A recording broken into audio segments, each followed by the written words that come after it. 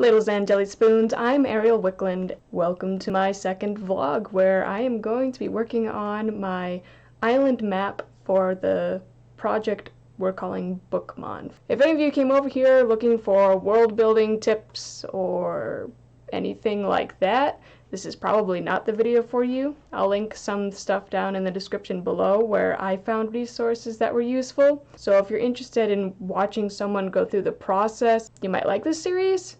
If not, go check out the links below because they'll probably help you out a bit more.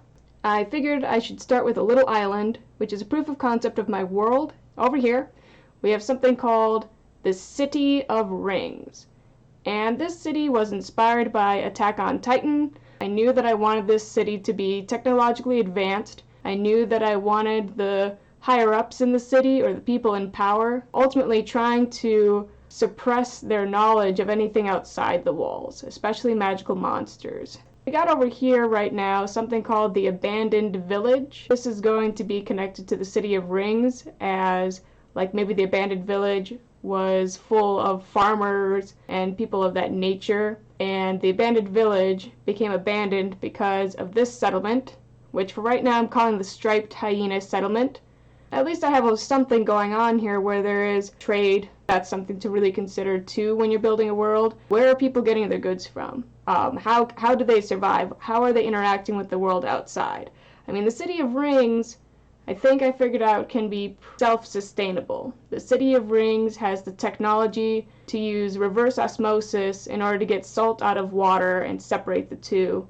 And by doing that, they're able to do hydroponic farming. Down here right now, I have something called the Marshland Village. I've been noticing in anime that lizardmen seem to be becoming more and more popular, so I'm thinking of incorporating that into my world as well. Here I have a nomad farmer settlement. Nomad farmers need to have a history, because these are humans. These are the only two human settlements on this island, and we need to figure out how these nomad farmers got here. They probably escaped the City of Rings in order to get there.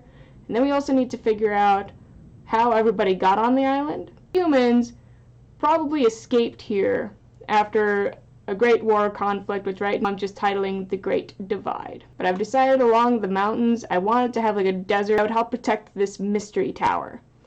And I've literally called it Mystery Tower because I don't know what it is yet. I know it's going to be an end goal for a protagonist, if not several protagonists, of the City of Rings to try and get to, or that they end up finding out about along the way.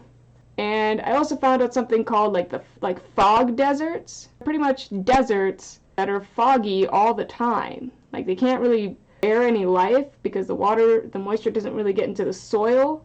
So it's just a barren land of fog. And that's how my world is right now. However, I decided I wanted to give it a little bit more character by giving it something unique. And I decided what might be a cool thing is if this was a sandbar on either side, but the sandbar was known as the Sinkable Sand Bar. Like it's pretty much a tar pit made out of sand in the water. It looks very delicate when you try and go up to it. It's almost sturdy enough to walk on, but if you try, you sink into it and just fall into the ocean. You know, because I got these lizard men over here in the Marshland Village, I think they're going to have something to do with this Sinkable Sand Bar.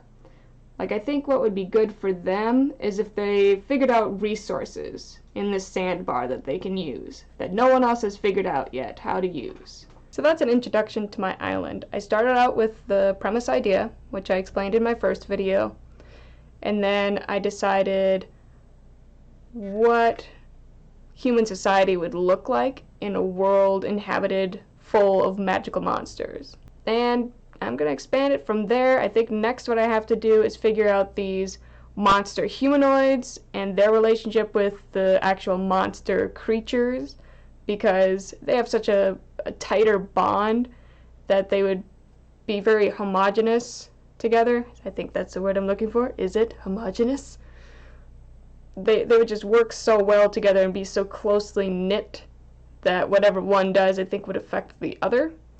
And then after I figure that out, I can go back to the human civilization and figure out, okay, what kind of monsters are circling around the city, does it impact the walls of the city? I'm sure probably it does. Littles and Jelly Spoons, thanks for watching. I hope you guys have a good day, and expect more information soon about BookMon. Bye!